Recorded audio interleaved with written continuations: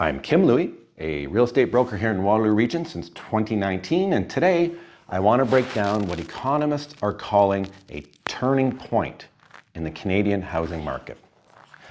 After years of pandemic-driven upheaval, we're finally seeing some balance return, but it's a complex landscape with both challenges and opportunities. But the numbers do tell the story.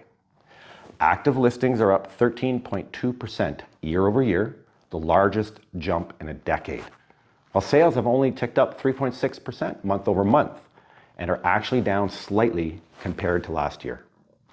This shift means buyers now have more choice and negotiating power than at any time since before the pandemic, making a sharp reversal from the extreme seller's market of recent years.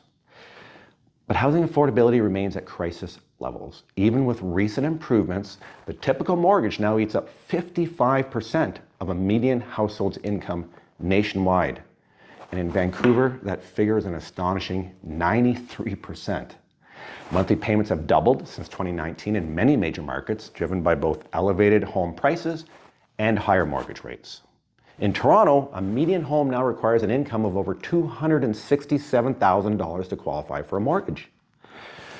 The affordability squeeze is driving corrections. Home prices have declined in Ontario and BC, the two provinces that saw the biggest pandemic run-ups.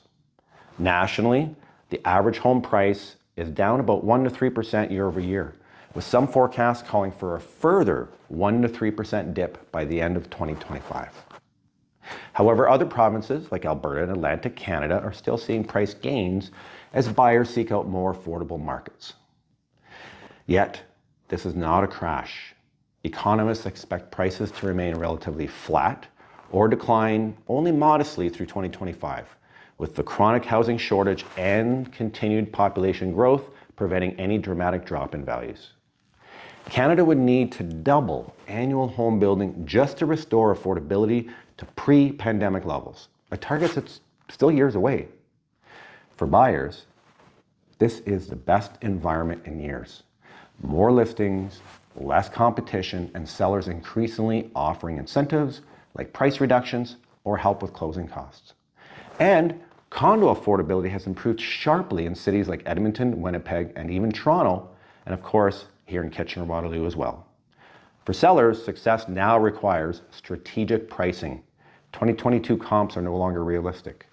Professional marketing and presentation, and flexibility and a clear understanding of local trends as conditions vary dramatically by region. The key insight? The market rewards those who understand the new dynamics and act accordingly. Instead of waiting for the return of ultra-low rates or runaway price growth, whether you're buying, selling, or just trying to make sense of where things are headed, let's talk about how these trends impact your specific situation.